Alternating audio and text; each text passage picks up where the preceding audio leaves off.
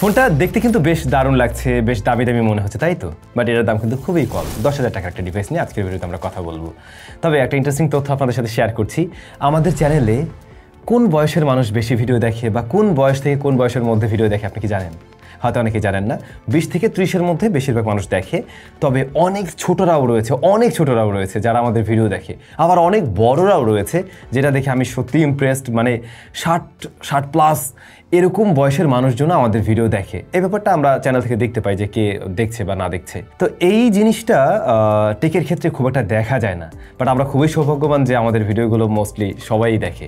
তো যা বলছিলাম, যেহেতু এটা একটা কম দামি ডিভাইস, এটার টার্গেটেড কাস্টমার হতে পারে এমন বা কনজিউমার হতে পারে এমন সিনিয়র সিটিজেন, অন্যদিকে যারা কিনা একটা নতুন অ্যান্ড্রয়েড ফোন কিনবে, সেক্ষেত্রে ছোটদেরকেও টার্গেট করা যায়। অনেক ছোটরা রয়েছে যারা প্রথমে অ্যান্ড্রয়েড ডিভাইসটা একটু কম দামের মধ্যেই কেনার চিন্তা ভাবনা করে। এনিওয়ে, আমরা কথা বলছিলাম সিম্ফনি ব্র্যান্ডের একটা ফোন নিয়ে, ইনোভা 40, যা দুইটি ভেরিয়েন্টে বাংলাদেশ মার্কেটে লঞ্চ করা হয়, 6/128 এবং 8/128 জিবি। আসলে বাজেট ফোনগুলো যেমনটা হয়, এটা হাতে নিলে তেমনই ফিল দেয়, তবে রিয়ার প্যানেলের প্যাটার্নটা একটু ডিফারেন্ট, সুন্দর লাগছে দেখতে।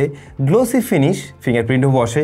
ক্যামেরা মডিউলে আসলে মনে হবে ওয়াও, এখানে তো অনেকগুলো ক্যামেরা আছে। আসলেও আছে, তবে কাজের একটা শুটারই আছে যেটা 50 মেগাপিক্সেলের। এছাড়াও রয়েছে এখানে আবার ফ্ল্যাশ লাইট।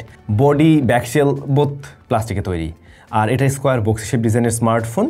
আর নিচের দিকটাতে আপনার 3.5 mm হেডফোন জ্যাকটাও পেয়ে যাবেন, টাইপ সি পোর্ট রয়েছে। সেকেন্ডারি নয়েজ ক্যান্সেলেশন মাইকটা আছে, এর জন্য থ্যাঙ্কস। অনেক 10,000 টাকার আশেপাশের ফোনেই এই ব্যাপারটা এখনও দেখা যায় না। তবে আমার মনে হয় কি, সিম্ফনির এই যে এত বড় ব্র্যান্ডিংটা, এইটার থেকে বেরিয়ে আসা উচিত এখন। এত বড় করে ব্র্যান্ডিং না করলেও চলে, যেটা আরও ছোটো করা উচিত। দরকার হয় যে এমনও না বোধ হয়। যাই হোক, ফোনটা হাতে নিলে একটু বাল্কি ফিল পাবেন, কারণ আসলে এই ডিভাইসটা অনেক বড় সড়ো। এটা আমার মনে হয় যারা ওই ভিডিও দেখবেন তাদের কাছে ভালো লাগতে পারে, কিন্তু নর্মালি হাতে নিলে ফোনটা বেশ বড় মনে হবে। এবং ওয়েট ব্যালেন্সের দিক থেকেও এটা খুব একটা ব্যালেন্সড মনে হয়নি, সামনের দিকটা একটু বেশি ভারী লাগে আর কি, এই কর্নারটা, ওই ক্যামেরার সেটআপের জায়গাটা মূলত। Display size 6.75 inch.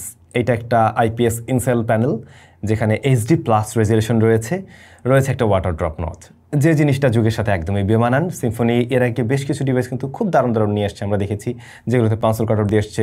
কম দামের মধ্যে ওরা অ্যামোলেড ডিসপ্লেও দেওয়া শুরু করেছিল, বাট এই ফোনটাতে আমার মনে হয় পেন্সিল কাটার দিয়ে আসলেই ভালো হতো। সেক্ষেত্রে এই IPS HD+ এগুলো নিয়ে আমাদের কোনো কমপ্লেন থাকতোই না, বাট এটা নিয়ে আমার একটা কমপ্লেন থাকবে।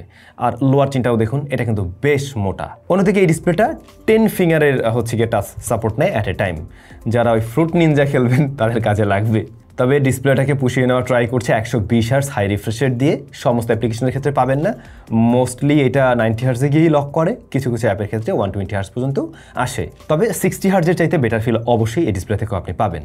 আর ইনডোরের দিকে ব্রাইটনেস ভালো হলেও ডিরেক্ট সানলাইটে এটা দেখতে কিছুটা সমস্যা হতে পারে, একটু স্ট্রাগল করে আর কি। শ্যাডোতে সমস্যা হয় না, ডিরেক্ট সানলাইটেই কিছুটা স্ট্রাগল করে আর কি। কালার রিপ্রেজেন্টেশন ভালো, অ্যাজ এ IPS বা ইনসেল প্যানেল এটার কালার রিপ্রেজেন্টেশন কিন্তু যথেষ্টই ভালো, বেশ ভাইব্রেন্ট টাইপের একটা কালার দেয়। শিফটিং আমি পাইনি, কর্নার এরিয়া থেকে তাকালে কিছুটা শিফটিং লক্ষ্য করবেন, সাইড থেকে নয়। ডিসপ্লে প্রোটেকশনের ব্যাপারটা ক্লিয়ার না, গ্লাস প্রোটেক্টর একটা ব্যবহার করলে ডেফিনেটলি ভালো হবে। অলরাইট, পারফরমেন্স সেকশন এসে দেখছি এটা out of the box run করছে কিন্তু অ্যান্ড্রয়েড 15-এ। সো এখানে আপনি লেটেস্ট কিছু পেয়ে যাচ্ছেন। অন্যদিকে 8GB র্যাম এবং বলছিলাম 6GB র্যামে পাওয়া যায়, আর 128GB স্টোরেজ। আপনারা অনেকেই হয়তো মেমোরি কার্ড ব্যবহার করার চিন্তা ভাবনা করছেন বা করবেন। এটাতে মেমোরি কার্ড সাপোর্ট নেবে, 512GB পর্যন্ত সাপোর্ট নেবে। UMCP হলো স্টোরেজ টাইপ, আর SoC হিসাবে রয়েছে T615। T615 আপনি খুব সহজেই ধরতে পারছেন, এটা একেবারে এন্ট্রি লেভেলের একটা চিপ। হয়তোবা খেয়াল করছেন রিসেন্টলি যতগুলো ফোন এরকম প্রাইস পয়েন্টে আসছে, সবাই ইউনিসকের প্রসেসর ব্যবহার করছে। SoCর প্রসেসর ছাড়া এখানে আর অন্য কোনো প্রসেসর চলছে না। মিডিয়াটেক আগে কম দামেও কিন্তু মোটামুটি ভালো চিপ তৈরি করা ট্রাই করতে একটা সময় ছিল। মিডিয়াটেক Helio G80, G70, ওই জিনিসপত্র কিন্তু এখন আর নেই, যেগুলোর রেজাল্ট কিনা কম্পেয়ার করা যেতে পারে SoCর বর্তমান সময়ের প্রসেসরের সাথে। এটা ঠিক, কিন্তু SoC লং রানে গিয়ে খুব একটা বেটার পারফর্ম করে না, এটা আমরা মোটামুটি দেখেছি। সো আমার মনে হয় এটা আসলে কোম্পানির দোষ না, এটা যারা ওই SoCগুলো তৈরি করে ওরা যদি একটু কম দামিগুলোও তৈরি করতো, ভালো ব্র্যান্ডগুলো, তাহলে ভালো হতো আর কি। তো যেটা আমরা দেখলাম এই স্মার্টফোনটিতে T615 রয়েছে, তো বুঝতেই পারছেন একেবারে এন্ট্রি লেভেলের একটা চিপ। আর এই ফোনটা থেকে আপনি আসলে সে ধরনের পারফরমেন্সই পাবেন, একেবারে বেসিক একটা পারফরমেন্সই ডেলিভার করতে দেখবেন। ডে টু ডে লাইফে আমরা যে ধরনের কাজগুলো করি ওগুলো হ্যান্ডেল করতে পারছে। লাইক আপনি হয়তো বা সোশ্যাল মিডিয়া চালাবেন, ভিডিও দেখবেন, বিশেষ করে যারা, তাদের কাছে কিন্তু আবার ভালো লাগতে পারে। ডিসপ্লেটা বেশ বড়সড় আছে, অনেক বড় একটা ডিসপ্লে। শার্পনেসের একটা ঘাটতি পাবেন, যেহেতু ওই যে বলছিলাম HD+, তবে আপনি মোটামুটি একটু দূরত্ব রেখে যদি দেখেন তাহলে এই বড় ডিসপ্লে তখন আপনার ভালো লাগবে। এখন এই ধরনের কাজগুলো তো উনি ঠিকভাবে হ্যান্ডেল করতে পারছে। র্যামটা বেশি পেয়েছি, যেমনটা দেখলাম 6 GB, অন্যদিকে 8 GB। তো র্যাম বেশি হওয়াতে বেশ কিছু অ্যাপ্লিকেশন নিয়ে একটা টাইম কাজ করতে পারবেন, কিন্তু লং রানে খুব একটা ধরে রাখতে পারে না, ক্র্যাশ করে। আর একটা বিষয় ভালো যে এই প্রাইস পয়েন্টের অনেক ডিভাইসে আমরা দেখতে পাই অ্যাপ ওপেন ক্লোজ টাইম খুব একটা ফাস্টার হয় না, খুবই ডিলে থাকে। তো এইখানে ওই যে র্যামটা একটু বেশি পাওয়াতে আপনি বেশ একটা স্মুদার রেজাল্ট পাবেন আর কি, বা অ্যাপ ওপেন ক্লোজ টাইম তুলনামূলকভাবে কম মনে হচ্ছে। আর একটা জিনিস ছিল, এই ফোনটা ডে টু ডে লাইফের ইউজেসে গরম হয় না, একেবারেই গরম হয় না, নর্মালি ওয়ার্ম থাকে যখন কিন্তু আপনি একটু ইন্টারনেট ব্যবহার করে এই জাতীয় অ্যাপ্লিকেশন ব্যবহার করেন। তবে এগুলোতে কিন্তু গেমিং করা যাবে না ভাই, আগেভাগেই বলে রাখি। শুরুতে একটু বলছিলাম ওই যে আপনি চাইলে ফ্রুট নিনজা খেলতে পারবেন, 2D টাইপের গেমগুলো ওইটা আবার হ্যান্ডেল করতে পারবে উনি ঠিকঠাকভাবেই। অনেক ব্লোটওয়্যার এতে নেই, কয়েকটা আছে যেগুলোর ম্যাক্সিমামই প্রয়োজনীয় আমি দেখলাম, তারপরে কোনোটা না লাগলে আপনি আনইনস্টল করে নিতে পারেন।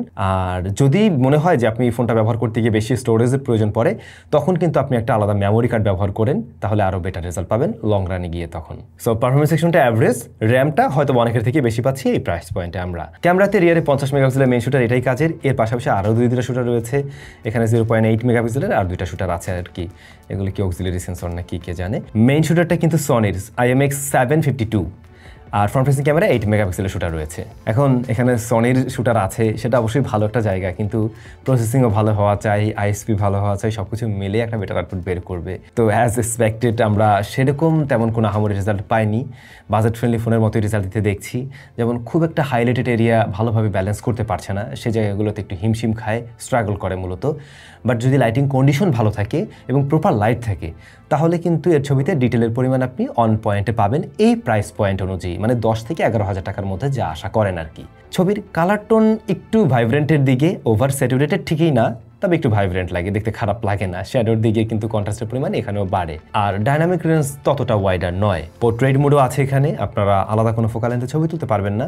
ব্যাকগ্রাউন্ড ব্লারনেস আর্টিফিশিয়াল লাগে এবং টোটাল ছবিটা একটু সফট করে প্রেজেন্ট করে আর কি। আর এই ধরনের ফোন দিয়ে লো লাইটেতে খুব একটা ভালো ছবি হয় না, তাও আমি কয়েকটা শেয়ার করে দিলাম। যদি মোটামুটি ভালো লাইট থাকে এই ছবিগুলো কাজে লাগাতে পারবেন আর কি। ফ্রন্ট ফেসিং ক্যামেরাটা কাজের, ভিডিও কলিং অবশ্যই এটা কাজে লাগবে আই হোপ, এবং আউটডোরে বা সানলাইট কন্ডিশনে মূলত এটার থেকে ইউজেবল আউটপুট বের করা সম্ভব। লো লাইটে অনেকটাই সফট করে এবং কালারও কিছুটা শিফট করে। ডুয়াল ভিউ ভিডিও রেকর্ড করা যায় এই ডিভাইসটা দিয়ে। অনেক সময় অনেকের প্রয়োজন পড়ে দুইটা সাইড দিয়ে রেকর্ড করার, যদিও বা 1080p-তে আপনি রেকর্ড করতে পারবেন আর কি, 1080p 30 fps-এ। ভিডিওতে জিটারিংও আছে, এক্সপোজারেও ইস্যু আছে কিছুটা, বাট এরকম ফিচার আর কি আছে, চাইলে ব্যবহার করা যায়। ক্যামেরাতে এসে খুব একটা স্পেশালিটি আমরা পাইনি ডিভাইসটা থেকে, আমরা অ্যাজ ইউজুয়াল টাইপের রেজাল্টই দেখছি। লেন্সটা দেখে আমি ভাবছিলাম যে আর একটু বেটার রেজাল্ট দেবে, সো দেখা যাক নেক্সট টাইম যদি কোনো আপডেট দেয় হয়তো আরেকটু বেটার করা যেতে পারে। তবে বড়সড় আছে ব্যাটারি, 6000 mAh-এর ব্যাটারি রয়েছে এবং 18 ওয়াটের চার্জিং সিস্টেম সাপোর্ট নেয় এই ফোনটা। ব্যাটারিটা বড়সড় হওয়াতে 6000 mAh হওয়াতে এটার থেকে ব্যাকআপ ভালো পাবেন। একদিন তো চালাতে পারবেন, এই 1.5 দিনের মতো অনেকে চালাতে পারবেন, কারণ এই ধরনের ফোন দিয়ে হেভি টাস্ক ওইভাবে করা হবে না। দ্বিতীয়ত HD+ রেজলিউশনের প্যানেল রয়েছে এখানে, সো ব্যাটারিও কম বার্ন করবে। তো একদিন প্লাস টাইম ইজিলি এটা ব্যবহার করা যায়। IP52 এর রেটিং রয়েছে। বর্তমান সময়ে যে রেটিংগুলো থাকে সেই হিসাবে এটা একটু কমতির দিকে থাকে। স্টেরিও স্পিকার নেই, সিঙ্গেল স্পিকার রয়েছে। একটু সাউন্ডটা কেমন যেন মাফল টাইপের মনে হলো আমার কাছে আর কি। আর এমনি লাউডনেস ঠিক আছে, ফুল ভলিউমও ডিস্টরশন দেয়নি, বাট স্টেরিও স্পিকার থাকলে ঠিকঠাক হতো। তো আশা করছি এই ডিভাইসের সম্বন্ধে মোটামুটি একটা আইডিয়া আপনি পেয়ে গেছেন যে ফোনটা আসলে কেমন পারফরমেন্স ডেলিভার করার মতো ক্ষমতা রাখে এবং কাদেরকে টার্গেট করে আসছে।